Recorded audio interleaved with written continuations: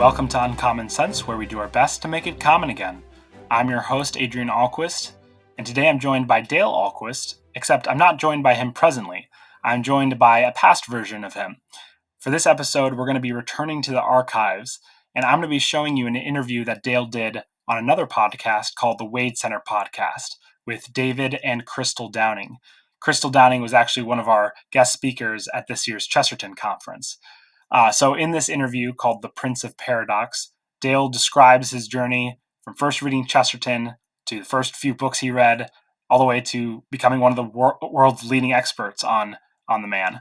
So if you're new to Chesterton, this is a great interview to listen to. It's a must listen to. Even if you are already a fan of Chesterton, you're going to learn a lot of new things in this interview. So without further ado, I present to you The Prince of Paradox.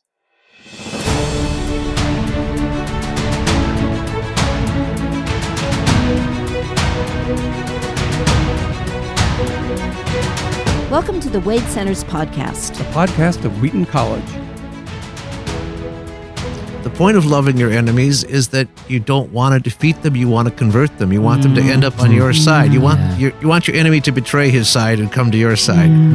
And he did it by, using the sword just for the argument, but always keeping his personal charity and amity very clear, so that people were never offended by him. They could not withhold their affection for him because he was so affectionate. And so these philosophical opponents of his, they all had great personal relationships with him. And Shaw's a great example, but the other one is H.G. Wells, with whom they didn't agree on anything, on nothing, and yet they would spend weekends together at each other's homes. Welcome to the Wade Center podcast. We are so excited because we have with us today one of the, if not the most famous person in Chesterton's studies living today. Dale Ahlquist is the president and co-founder of the Society of Gilbert Keith Chesterton and the publisher of the magazine Gilbert, which first appeared in 1997 and is still being read with appreciation. He has written or edited 17 books by and about Chesterton, and for 7 seasons, he hosted a television series called The Apostle of Common Sense. In 2012, Ahlquist was named a senior fellow of the Chesterton Library at Oxford University. Dale, thank you so much for joining us today. A great pleasure to be with you both. My first question to you is how you got interested in Chesterton. Well, I was a big C.S. Lewis fan, as so many people of my generation still are. I was reading Mere Christianity. I was sitting on the couch in the apartment of my sister and her husband. Her husband was Larry Norman. Yeah, and to our younger listeners, you may not recognize that name, but Larry Norman is usually considered the father of Christian rock music. Isn't that right? That's what they tell me. And certainly that's what I believed that at the time. So we're talking about the 1970s. That's when this was happening. I was on a summer job working for Larry in his office and recording studio. And we often have musical segments, so this would be the time to sing, I Wish We'd All Been Ready. That was one of his big famous songs, right? That was a very famous song, and I have to tell you, David, I wish I had been ready for what happened next. He said, and this is a rock singer with long hair who I knew was very intellectual. I saw him always reading a magazine, but I'd never seen him crack open a book. And he says to me, "Oh, you like C.S. Lewis?" I said, "Yeah, I love C.S. Lewis." He says, "Have you ever read G.K. Chesterton?" I said, "I've never heard of G.K. Chesterton." And he said, "If you like C.S. Lewis, you'll like Chesterton." And then he said, "In fact, if you read Chesterton, you don't even need to read C.S. Lewis." Oh, no. That's what he said. Okay. And he said, I was hoping for that reaction. Good. Do we censor this program? I can't remember. Sit tight, kids. It gets worse. He said, because all of C.S. Lewis is in Chesterton. Now, my reaction was similar to yours. I thought he had just uttered blasphemy, right? But it stuck there. I didn't do anything with it except remember what he said. I should read Chesterton someday. And then as soon as I heard the name once, then all of a sudden I started seeing his name everywhere. Like this, C.S. Lewis is Surprised by Joy. He talks about how it was Chesterton who really conquered his atheism with The Everlasting Man. The young man who's serious about his atheism cannot be too careful about what he reads. Yes. Right. And then I read Sheldon Van Auken's A Severe Mercy, and that reprints several letters from C.S. Lewis to Sheldon Van Auken. And in one of the letters, it says, you should read The Everlasting Man. It's probably the best work of Christian apologetics of our century. And so I'm thinking, okay, that's the book I'm going to read to introduce myself to G.K. Chesterton. I didn't pick up the book till about 2 or 3 years later, on my honeymoon. Oh, wow. So like anybody else, I started reading Chesterton on my honeymoon. And your honeymoon was in Rome, I understand. And yes, and like so many young Baptist evangelicals, I went to Rome on my honeymoon. Did you buy a gun for your honeymoon the way Chesterton did? Not quite, no. In fact, not at all. But Wait. Why did Chesterton on buy his a gun? honeymoon? He was an eccentric fellow, and didn't he stop and buy a gun and something else strange? Some would say eccentric. I would call him extremely centric. But he bought a gun so he could defend his bride. Right. So it was a typical act of chivalry. And he also said, we're going to go on a honeymoon near Scotland. There might be a lot of Scottish people around. Oh. And then he also bought a glass of milk. And this was his honeymoon. This is the day of his marriage. He's on his way to getting married. He buys a glass of milk and a gun. And the glass of milk is because he always had great memories of walking with his mother, and she would buy him a glass of milk and he would drink it. And it was like a tribute to his mother before going off to take the new woman in his life. Wow, what a great story. Yeah. So let's go back to your honeymoon in Rome, and that's when you read Everlasting Man. Yes, and The Everlasting Man was an encounter with what I discovered was the greatest mind I'd ever encountered. I thought Chesterton was the first writer I'd ever encountered who put it all together. I read a lot of great writers in my time, including C.S. Lewis, but I thought the span of what he was able to put together in that book, where he talks about history and art and poetry and literature and mythology and science and archaeology and then theology and philosophy, and it all converges on that point in history where Jesus enters the stage and the world changes. And the way he builds up the argument and then comes away from it saying, you cannot explain history any other way than the Christian explanation. No other explanation makes any sense at all. So it's a lovely book. And this is after me struck. I mean, I don't know how much I even comprehended of this book. As with Chesterton, you always go back and you gain a lot more the next time you read him. Yeah.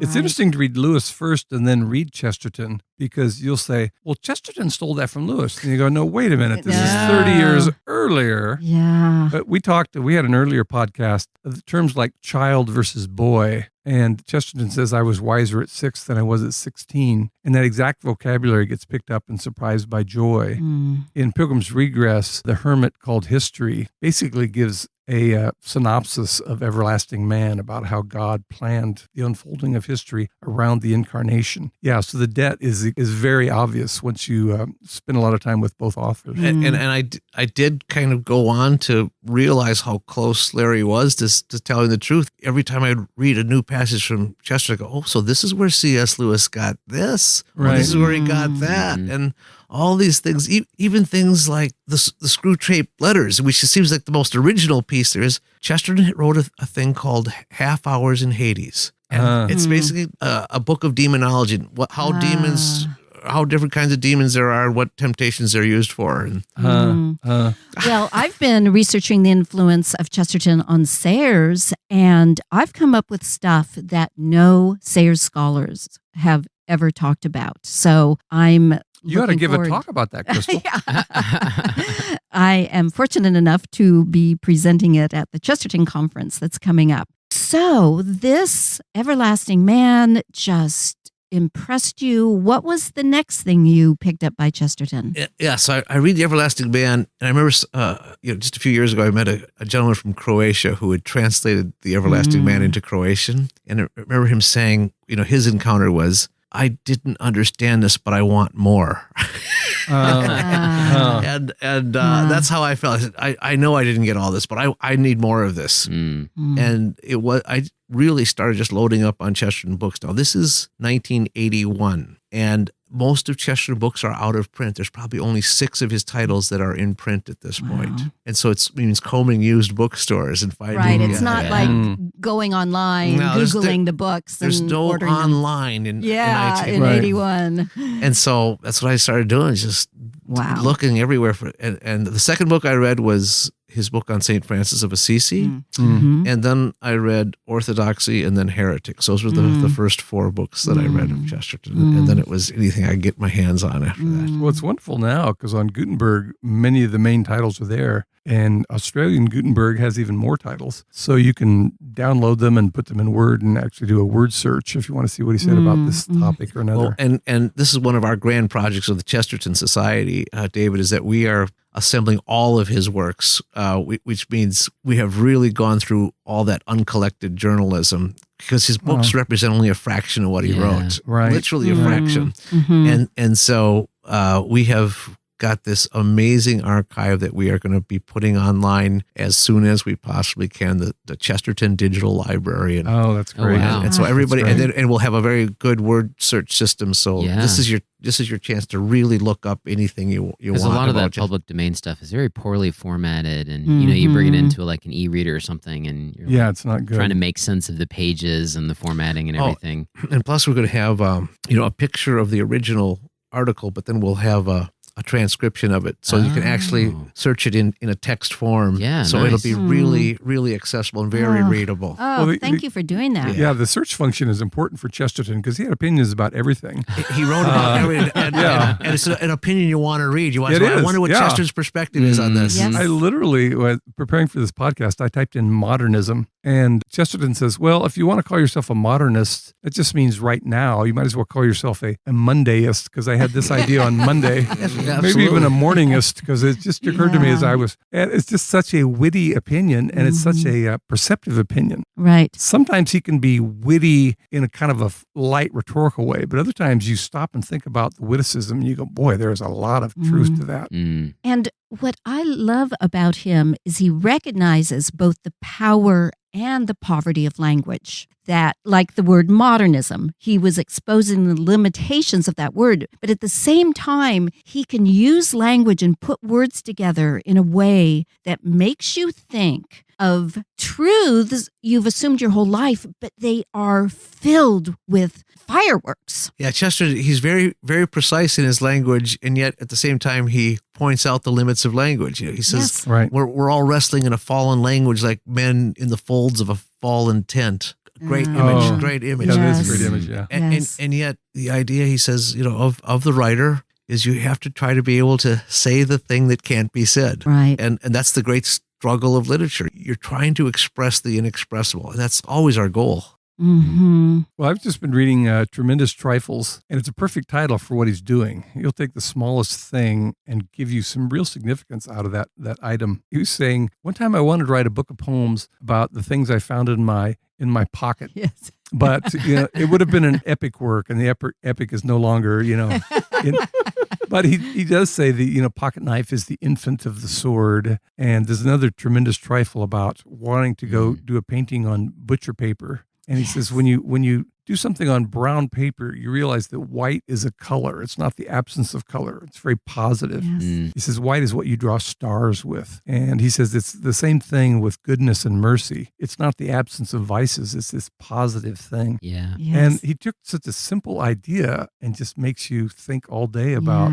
It seems like a trifle, and yet you go so profound with such a simple idea. He's talking about virtue as virtue being something positive, not just the absence of vice. Right. You can go all day on that. It's Right. true. Yeah. Well, and he recognizes the power of metaphor, which is what you're talking about. Yeah. That when you're trying to understand ideas that are fundamentally mystical, you've got to use new language. You've got to give parallels that create a type of shock in the brain. And of course, the way he does shock the best is with paradox, right? Yes. Right. And he's the master of paradox. He uses both forms of paradox, the apparent contradiction, but also the surprise, the truth that seems to be the opposite of what we expect. And he is completely the master of that, because he says we've gotten so used to seeing things the wrong way. We need to see them on our heads. Oh, all that's what struck me as I've been reading Chesterton is all his references to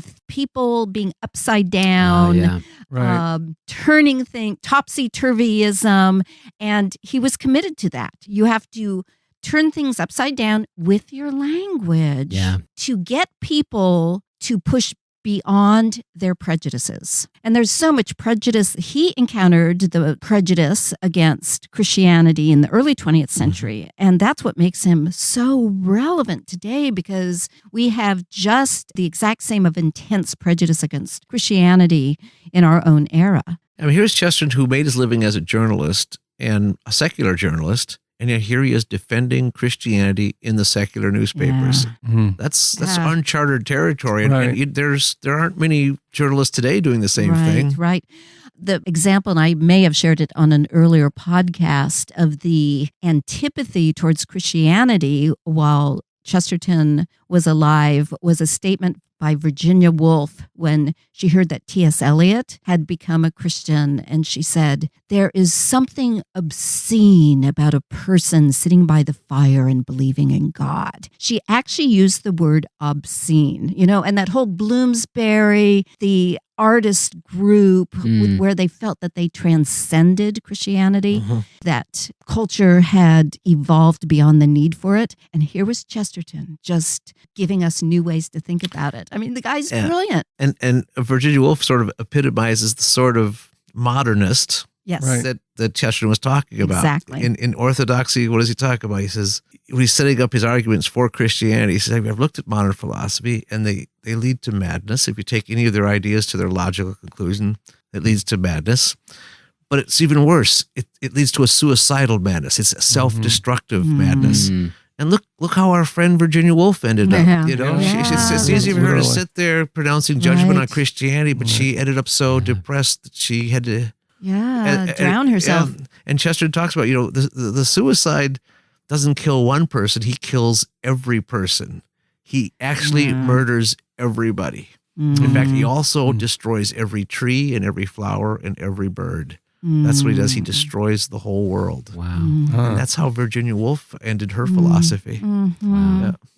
I've been rereading What's Wrong with the World lately, and I was impressed by the critique he gives of modern inventions that are going to make our lives simpler. And he gives this whole discussion about walking sticks and fire and toasters and things. And he's sort of saying that we invent something that does like one thing that fire does, like it toasts something, so we can toast some bread. But fire can do all those things and a bunch of other things. And so we end up inventing like 100 different inventions to replace fire. And his argument is, it feels like progress, but we're just sort of filling our lives up with stuff, and it takes more time. And so he's making this argument about sort of progress and the flaws in it. And it gets you really I think that's the thing that I like about Chester, is he gets you really thinking through stuff that you thought was a positive, or because it's new, or it turns things upside down. Yeah, and you go, oh wow, maybe we should be walking around with walking sticks. And even the word progress. I mean, he makes fun of that word. Progress is always considered a good thing, but he said, well, you have to define what it is you're going towards before we know whether we're making any progress or not. But in the modern world's idea of use of the word, it's progress for progress's sake. It means it's a going on towards going on. That's all it is, because the goal has not been stated. He said progress is simply a comparative of which we have not established the superlative. Right. Lewis picked up that theme. At one point, he wanted to. At one point, Lewis wanted to join a society for the prevention of progress. We were talking about modernism and Virginia Woolf. I wanted to read a Chesterton quote where he says, "Folklore means that the soul is sane, but the universe is wild and full of marvels. Realism means that the world is dull and full of routine, but the soul is sick and screaming." Wow. I thought that was really a perceptive comment. A lot of modern literature it's almost unreadable unless you're a graduate student because it's so depressing.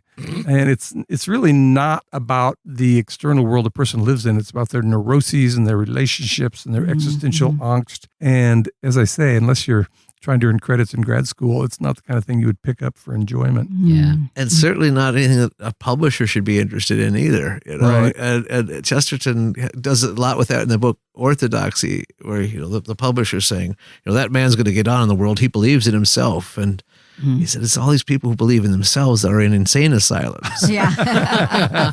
and he says to the publisher, if you really believe that it's the man who believes in himself who's going to do so well, why is it that you always go hide in the other room when he brings in his manuscript? That's good.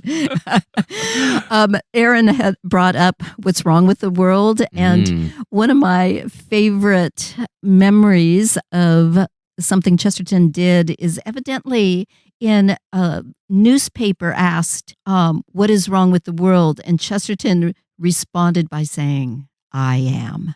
That's a great story, Crystal, but it's not quite true. Rats. I don't want to be a myth buster, all right? But you should be. It's close, though. It's very close. I mean, he did say this in a newspaper. In fact, the title of the article in the newspaper was, What's Wrong with the World? Oh, really? Yes. And it was probably 5 years before the book came out. Oh, okay. And it was a response to a letter to the editor. And and so it came under the heading, What's Wrong with the World? The newspaper is the Daily News. And he said, naturally, the right answer to the question, what's wrong with the world, is I am. But it's part of a much longer letter. It'd be nice if that were the whole letter. Yeah. But obviously that jumped off the page, so that was the story that was told. And as these things happen when they get passed on, that's the only part of the letter that's ever quoted becomes the letter itself, right? I looked for that quote everywhere because it's an illustration that gets shared a lot. Yeah. And it is a Chesterton quote, except it's part of a longer one. Interesting. Does he also say in that article a statement that I've read elsewhere that, well, people should be asking what's right with the world? Yeah, that's a different article. Yes, okay. So after he wrote the book, What's Wrong with the World, an editor asked him to write an article, What's Right with the World? And so he did write that article, and he didn't. He was actually responding to his own book, saying, I don't want everyone to think there's only things wrong with the world. Here are all the things that are right. And we should be asking what's right with the world. And there's a wonderful passage in that essay where he says, birds will go bedwards and children won't to the end of the last evening. And daybreak is a never-ending glory, but getting out of bed is a never-ending nuisance. Well, I think part of Chesterton's uniqueness is his tone. A lot of Christian writers, they know the Christians are in the minority, and it's all grievances and complaints, and it is what's wrong with the world. Defensiveness. Yes. Right. Yes. And there's this joy and sense of gratitude that comes up over and over again, and he enjoys being the advocate for the minority. Oh, it's totally a joyful thing for him. That positive energy, really, you can feel it 100 years later. He wasn't one of these doomsayers. It's simply because you all rejected Christianity. Yeah. He constantly kept saying, he says at one point, the cross can never be defeated, for it is defeat. I mean, the ultimate humiliation of God. And he understands the fountain of wonder and joy and gratitude that makes his faith something very winsome and attractive, rather than just, why don't you people believe this is why the world is so bad? That's very important, David, because he gives this image from Nehemiah of the builders on the wall all had to have a sword in one hand and a trowel in the other. Oh, yeah, right. And he says, the trowel's the sword is the weapon of defense, and the trowel is the building weapon. But he says the sword represents reason. It's very interesting because when you defend the faith, you have to use reason to defend the faith, right? But you don't build anything with a sword. You have to have a creative tool. And that's really the act of love. And so he does emphasize the positive. He uses the sword to defend the trowel, and so he will use reason to skewer the bad arguments as they come in, but he wants to show this is what we're building, and so he will always take that negative, he uses reason in a positive way to put down the negative argument, but then he says, this is what we're defending, And it's always a joyful thing. He always points to this good thing that we're doing that you can be part of too. Just get the right perspective. See the fact that the cross is the tree of life. That would be a great name for a Christian pub, the Sword and Trowel. Well, another thing I respect about Chesterton, which is consonant with what we're talking about, is that he would befriend people that he radically disagreed with. And he wasn't someone who participated in this polarization like we see in our culture today where, well, those are the bad guys. I'm not going to talk to them.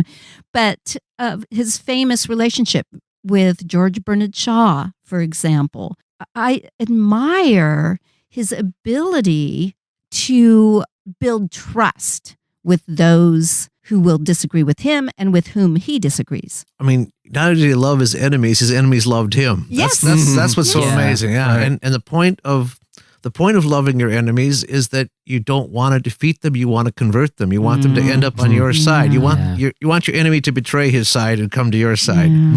And he did it by, using the sword just for the argument, but always keeping his personal charity and amity very clear, so that people were never offended by him. They could not withhold their affection for him because he was so affectionate. And so these philosophical opponents of his, they all had great personal relationships with him. And Shaw's a great example, but the other one is H.G. Wells, with whom they didn't agree on anything, on nothing, and yet they would spend weekends together at each other's homes. Didn't you write Orthodoxy partly as a reply to the Outline of History by Wells? Everlasting Man. Everlasting Man. Yeah, that's right. It is really a response to Wells' book.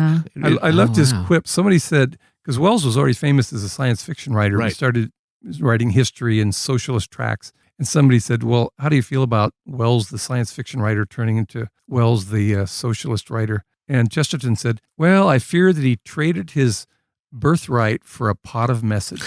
That's a good one. That's one of the most great puns in the world. I like his responses though, because they're always a little self-deprecating. There's humility in them. They're almost jovial. He's not mean-spirited in his criticism or in his apologetic. And that's what people picked up.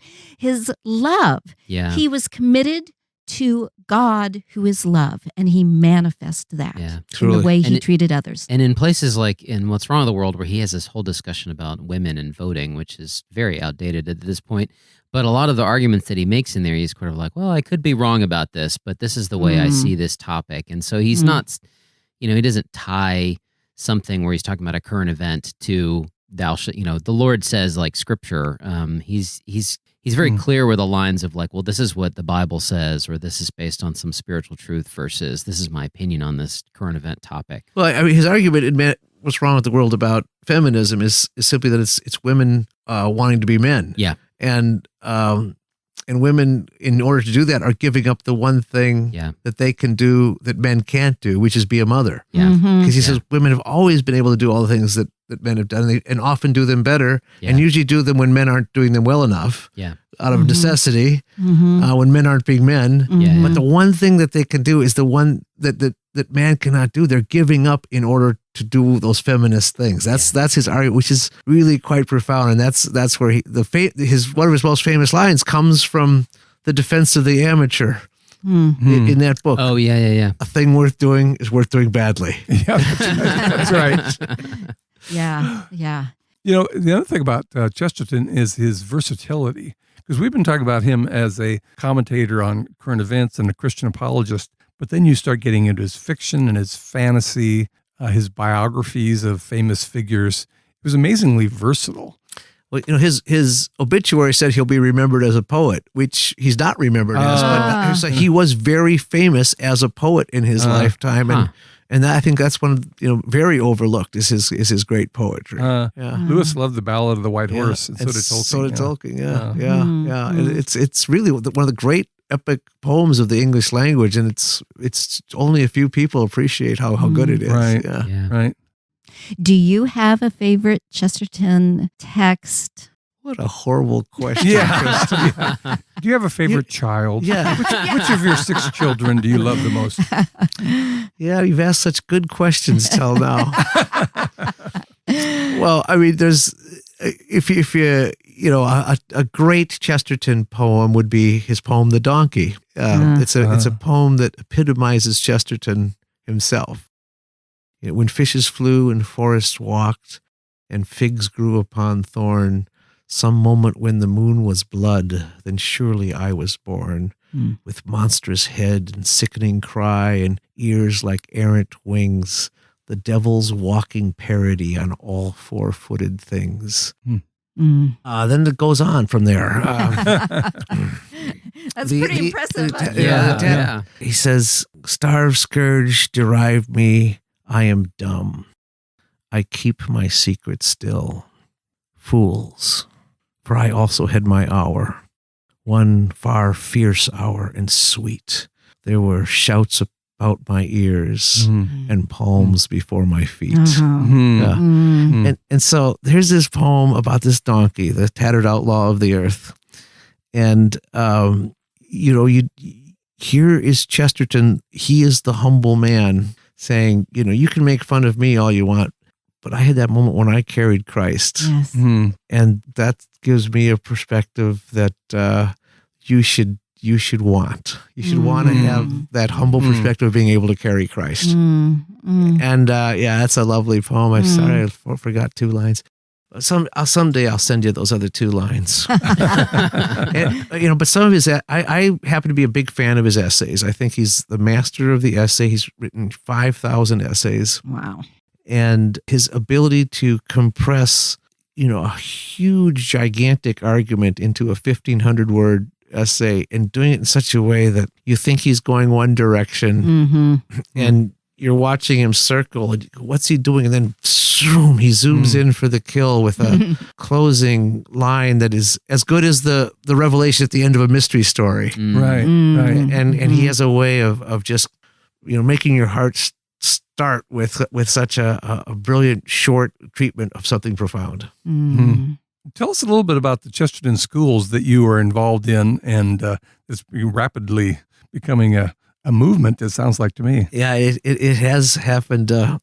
Truly turned into a movement in spite of my efforts. We started the first Chesterton Academy in the Twin Cities where I live in Minnesota. It's a high school, 9 through 12, and it's a very classical curriculum and also very Catholic. We use the faith as the center of the curriculum, and it's incarnational. The incarnation is what informs everything. And it's a truth that, as Chesterton says, if it's true, it's relevant to everything. If it's not true, it's irrelevant to everything, right? That's what he says about Christianity. Well, so we teach classical literature, classical philosophy, and history, and we take it right through to the present time. We follow the story of history, which is the story of salvation, and the development of philosophy and art and literature, so that they start by reading Homer and Plato and the Old Testament, and we finish by reading, Dostoevsky and, some of the modern church encyclicals, and showing both the peaks in history where thought was at its highest and then the decline. We can look at the standards. So these kids have something to measure where the great thinking reached its apex and how it's fallen apart since. And we prepare them well to meet the world. As a result, they study 4 years of art, so they are painting oil masterpieces. By the end, they're 3 years of drama, so they're performing Shakespeare by the end of the time there. 4 years of required music. These are not extracurriculars. These are not electives. It's required. They study Latin, and if they don't study Latin for 4 years, they can do 2 years of required Latin, and then they can either study French or Italian or Spanish, and then 4 years of philosophy, which high school curriculums just don't have philosophy at all. Well, and increasingly college curriculums don't have philosophy throwing it all together. So you have to learn how to think and see how reason does not contradict faith. They actually work together. But then if they learn how to recognize a bad argument, so you studied logic as ninth graders, they understand what a fallacious argument is right away. And they become very irritating at the dinner table. I would like a course called From Kierkegaard to the Kardashians. How did we get from serious existential philosophy to the social media world we live in now? There is definitely an interesting line to follow there, David. Yeah. That's Yeah. But so anyways, the Chesterton Academies started grassroots movement. The first one started 14 years ago. By the end of the next school year, there'll be 50 of these schools Amazing. in the U.S. and we have some in Canada. We've got one starting in Erbil, Iraq, which of course there's going to be a Chesterton Academy there. Yeah. And one in Sierra Leone, Africa. Wow. Is the one in Iraq in the Kurdish regions? Yes. Yeah, they have a lot of Christians up there in the north. Yes. People don't realize. Yeah, the Archbishop of Erbil has been really supportive, and the Kurds like him too because he's protecting local culture there too against and so there's an interesting working relationship between a major Christian figure and a major Muslim government. Well, this podcast is listened to in several predominantly Muslim countries. So there is a thirst there for intelligent ways, again, to turn upside down those cliches that cause resistance towards Christianity and to help us see the truth, which is what Chesterton did so brilliantly and why both C.S. Lewis and Dorothy Sayers credit him as being a major influence on their spiritual life. Yeah. He makes the truth attractive, but he also makes it reasonable. Yes. Yeah. That's a great place to end our podcast. Thank you so much, Dale, for joining us today. This has been a fantastic conversation. A blessing for me to be with both of you, and thank you for your kindness. Wonderful conversation. God bless. Thank you, everyone, for listening. And until next time, help us to make uncommon sense more common.